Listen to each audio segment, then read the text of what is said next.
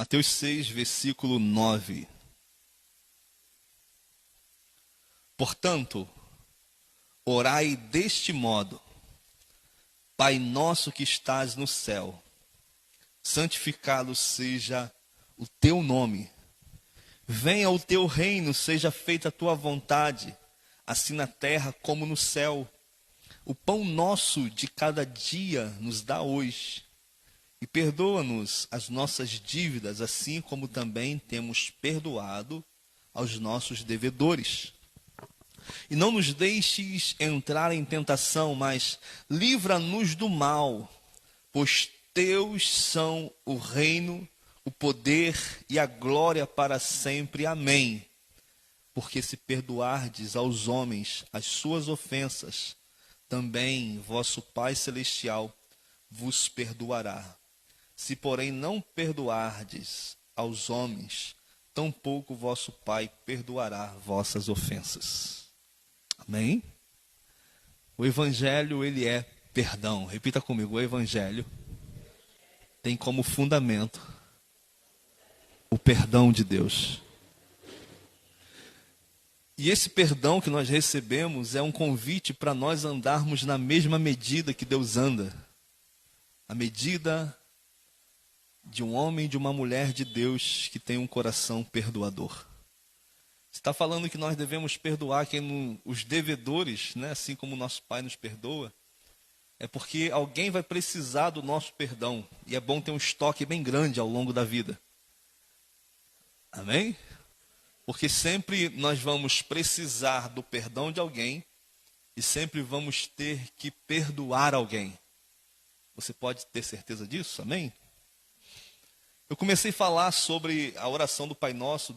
Durante 2 semanas eu falei sobre a introdução, né, dessa oração. Jesus ensinando os seus discípulos. Os discípulos questionam Jesus, necessitando de aprender a orar, necessitando de aprender a comunicar com o Pai. E eles recorrem a Jesus.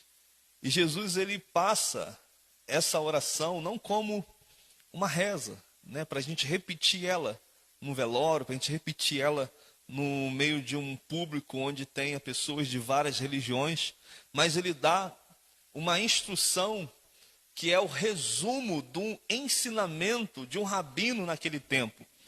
Todos os mestres tinham um ensinamento da Torá, e cada um tinha a sua forma de interpretar as escrituras, e a oração era o resumo, o extrato daquilo que o mestre entendia que era princípios fundamentais para a fé. Amém? Então Jesus, ele dá essa instrução não apenas como modelo de oração, mas como modelo para a gente caminhar em toda a nossa vida.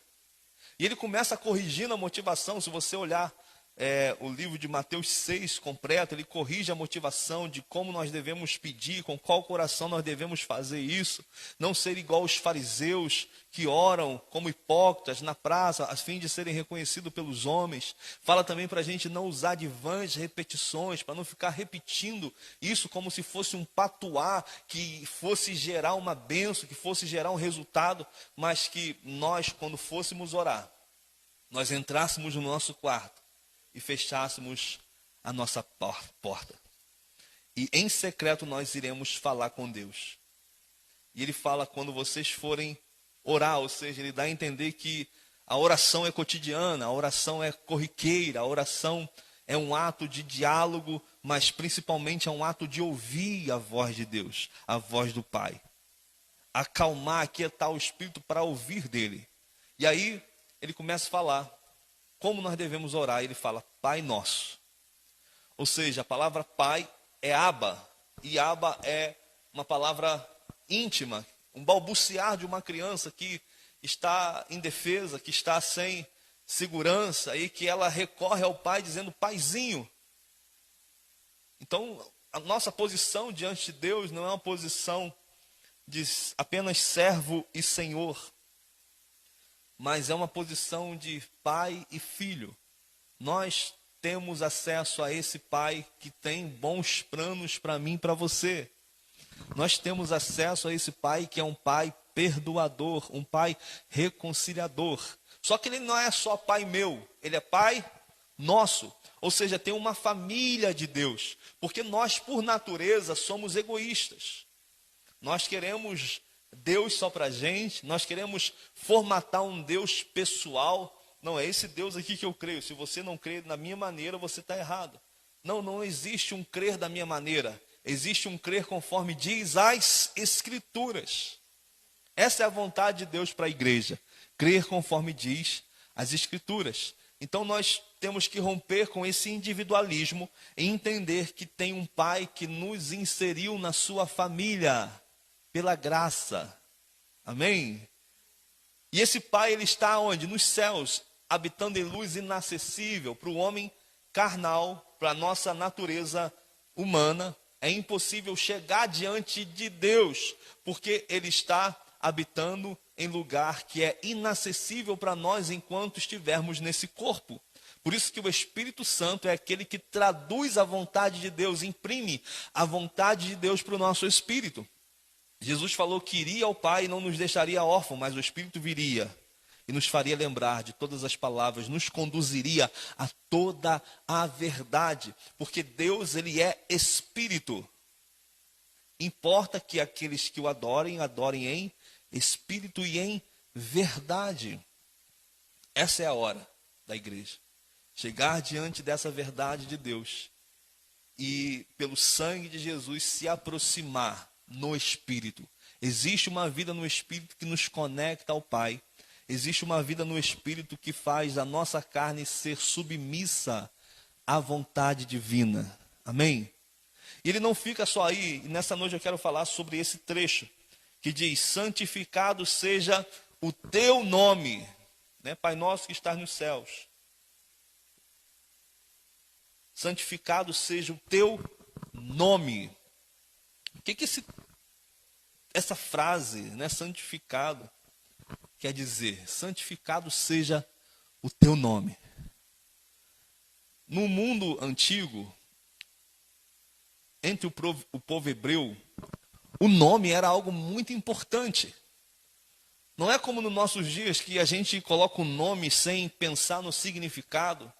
Não é como nos nossos dias que a gente dá uma junção de nomes sem pensar no que esse nome significa. Mas para o judeu o nome significava a própria pessoa, a sua natureza, a sua essência, o seu caráter.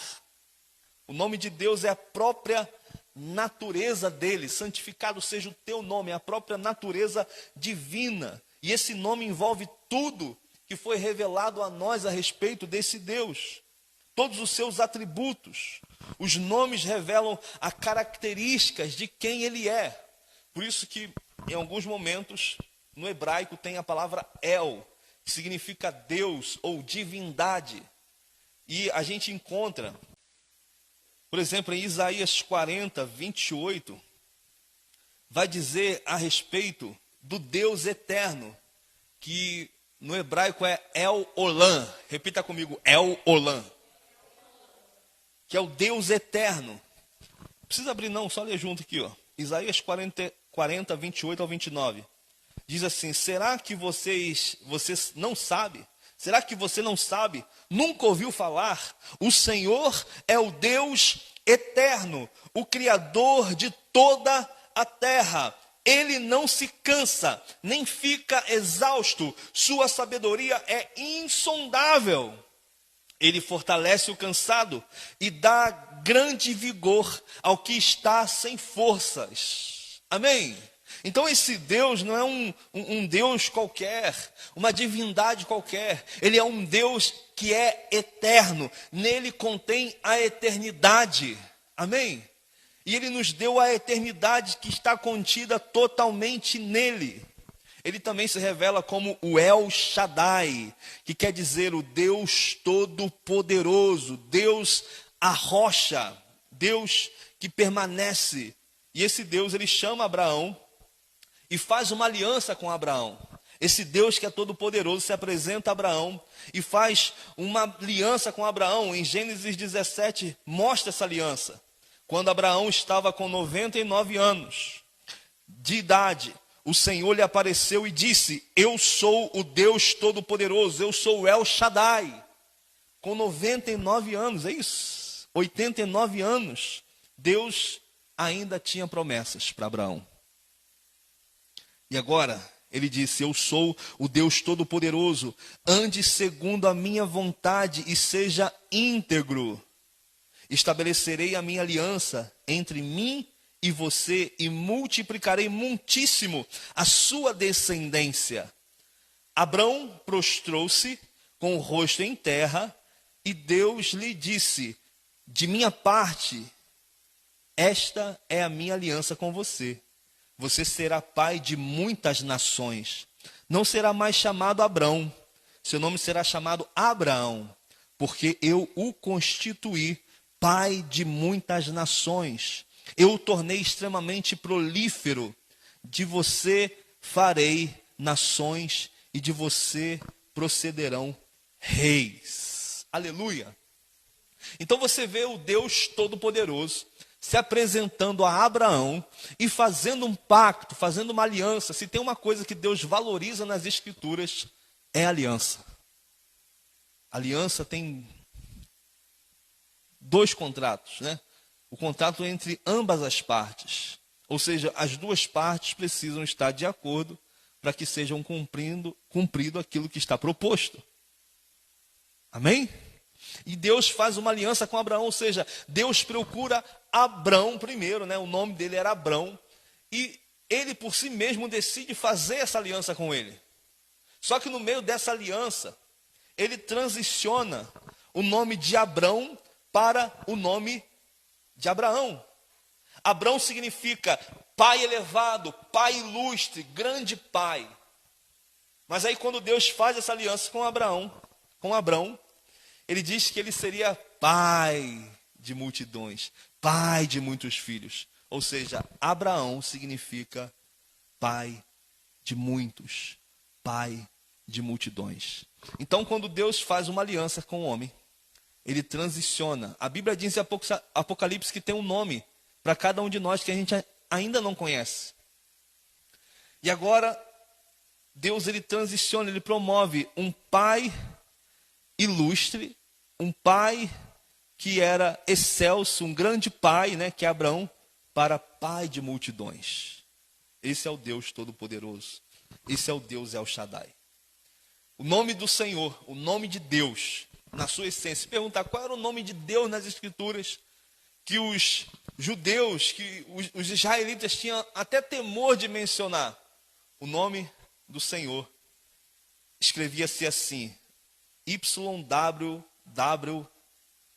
YHWH. Não tinha nem consoante. E depois, essa tradução desse nome significou Jeová ou Javé. Se perguntar qual é o nome do Senhor, qual é o nome de Deus, na tradução original é Jeová, é Javé. E no hebraico é Yahweh. Esse é o nome da pessoa de Deus. E os judeus, eles tinham tanto temor a Deus e respeito, que eles nem mencionavam esse nome Jeová. Eles não tinham coragem, eles tinham tanto temor que não mencionavam Javé. Por isso que eles começaram a chamar de Senhor. Assim como um escravo chama pelo seu dono. Senhor. Amém? Então o nome ele tem importância. Em Salmos 9, 10, diz assim: os que conhecem o teu nome confiam em ti, pois tu, Senhor, jamais abandonas os que te buscam. Ou seja, os que conhecem o teu nome confiam em ti. Não é aqueles que conhecem o nome pessoal do Senhor, como Jeová ou Javé apenas. Esse salmo está dizendo. Esse salmo está dizendo que quem conhece Deus pela sua natureza, pelo seu caráter, porão nele a sua confiança. Quem conhece Deus e sabe que Ele é bom, quem conhece Deus e sabe que Ele é fiel, Quem conhece Deus e sabe que Ele é o Jeová Rafa, o Deus que cura, que Ele é o El Shaddai, o Todo-Poderoso, vai descansar o seu coração, porque Ele conhece o Senhor. Não por informações, mas pela sua essência, pelo seu caráter. Também em Salmos 20, no verso 7, diz assim: alguns confiam em carros e outros em pangaré, em cavalo. Mas nós confiamos no nome do Senhor, o nosso Deus. Uns vão colocar a sua confiança nas riquezas. Uns vão colocar a sua confiança em coisas, em recursos financeiros, em bens materiais humanos. Mas o salmista recorda, ele lembra da natureza do Senhor, ele lembra do caráter do Senhor, e diz que vai confiar no nome do Senhor, o nosso Deus. Ele não vai confiar em coisas e em ninguém, ele vai confiar no Senhor, o Deus que é fiel. Amém? Então vai se recordar de como é o Senhor, e vai se lembrar dele, e vai confiar nele. Santificado seja o teu nome. Portanto, essa petição significa que o nome de Deus, o nome do Senhor, ele precisa ser tratado de maneira diferente de todos os outros nomes. O nome do Senhor precisa ser tratado de forma diferente, porque só existe uma posição que Deus ocupa, que ninguém mais pode ocupar. É que Deus, ele é santo. Deus, ele é santo. Se tem uma definição, uma característica que difere Deus de todos os outros deuses, de todas as outras entidades, de todos os deuses do Egito, é essa. Porque não pense que os inimigos de Deus não se manifestavam naquele tempo, mas eles se manifestavam sim, e continuam se manifestando hoje. Por isso que são buscados, por isso que são adorados. Tem pessoas que adoram Satanás com convicção de que estão adorando a Satanás. Existem os luciferianos, aqueles que adoram Lúcifer, conscientemente. Não estão enganados. Decidiram adorar o inimigo, por si mesmos. Então, a diferenciação do nome do Senhor é que não existe outro nome como o do Senhor. Não existe outra pessoa, não existe outro ser com as características de Deus. Não existe outro, ele é único. E o que difere ele de todos os outros é que ele é santo.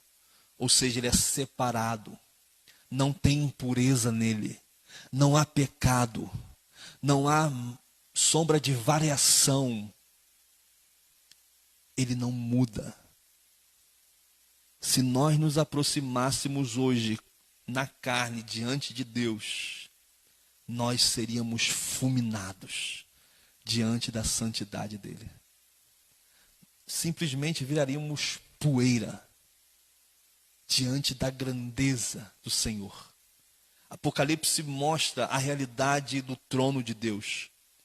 E os anjos, os querubins, os serafins, as criaturas, 4 seres viventes, 24 anciãos, criaturas celestiais. O que eles estão fazendo diante do trono? Dizendo que santo, santo, santo é o Senhor dos exércitos. Por que eles estão fazendo isso? Você acha que é algo que eles estão martelando dia após dia, como um disco garrado? Não, mas é que diante da beleza de Deus, diante da glória do Senhor, do esplendor da sua grandeza, só resta chamá-lo de santo. Só resta dizer, puro é o Senhor. Sabe aqueles rios que passam? Tem uma ilha chamada, não é uma ilha, se eu não me engano, é um lugar, tipo uma cachoeira, chamada Jalapão. Depois você bota quando chega em casa, Jalapão. As águas são cristalinas, chega a ser verde. Não há mistura. Não há impureza.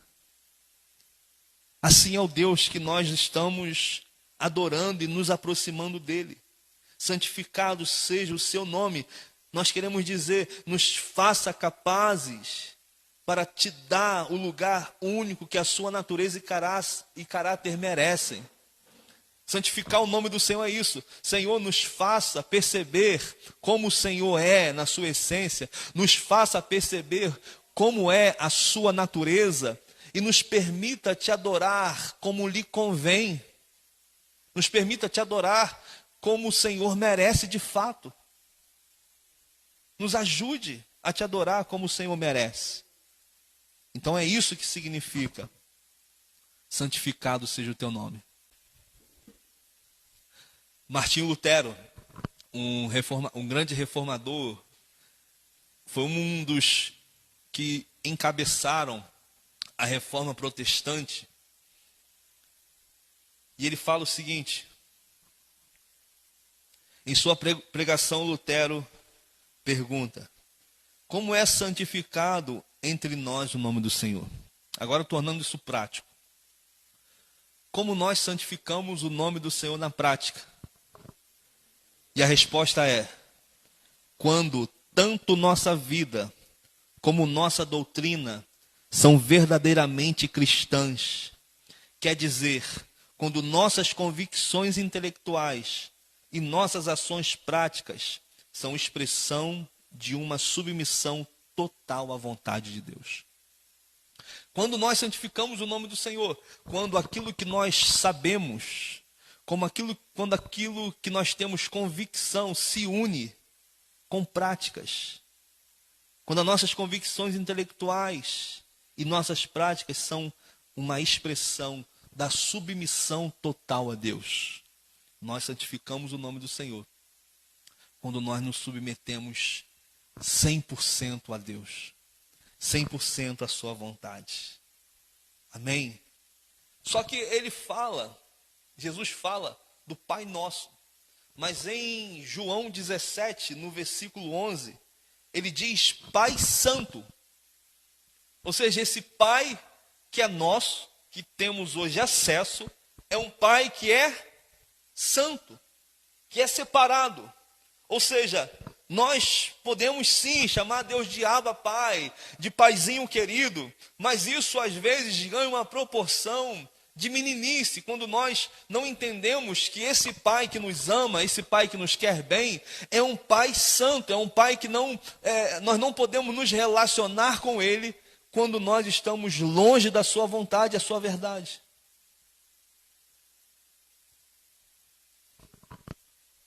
Porque no Evangelho existe uma diferença para aquilo que Roma fazia. Todas as vezes que Roma invadia um lugar, eles estabeleciam algo chamado a Pax Romana, que era o seguinte: eles matavam todos aqueles que eram contrário àquilo que Roma acreditava. E quando Jesus chega com a verdade do reino de Deus, que você vai ver que ele está falando a respeito do reino aqui, agora a gente já não mata para que as pessoas saiam, da sua zona de conforto ou dos seus pensamentos contrários à vontade de Deus. Mas nós somos aqueles que morrem pela verdade. Nós não matamos pela nossa verdade. Nós morremos pela verdade do Senhor. Essa é a verdade do Evangelho, que nos consome, que nos constrange. Nós fomos alcançados por esse Pai que é santo, para estarmos na posição que Ele queria que nós estivéssemos, dando continuidade ao seu reino. Deus, Ele nos escolheu para sermos a continuação do seu propósito aqui na terra.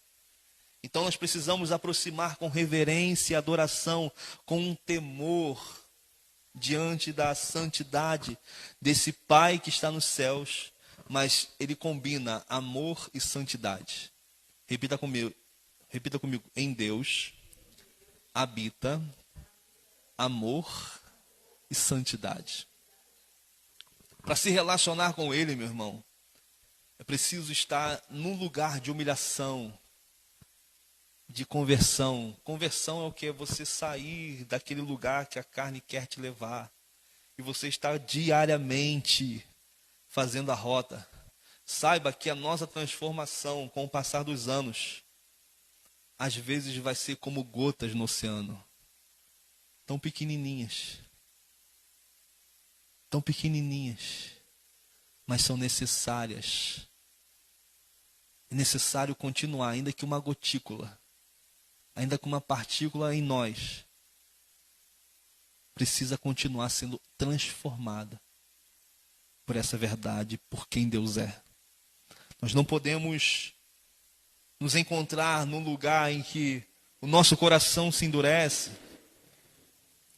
e com o tempo esse endurecimento se torna pecado e com o passar dos anos se torna uma iniquidade. A palavra iniquidade é a mesma palavra usada para lepra. Falta uma sensibilidade, a pessoa perde a percepção do que é o pecado. E ela acaba cometendo sem sentir remorso e muito menos arrependimento. Ela se torna corriqueiro. Ela vem para a casa de Deus, ela cultua o Senhor, ela tem um nome no hall de membros. Mas o coração dela está endurecido a respeito à palavra de Deus. Deus fala e ela continua com a mesma vida, continua com a mesma posição, com a mesma postura. E sabe o que isso vai gerando em Deus? Deus se entristece. Mas espera aí, Luciano, você falou agora há pouco no louvor que o amor de Deus está direcionado a nós. Sim, Deus ama até quem está indo para o inferno. Deus ama até quem votou em Lula hoje. Estou brincando.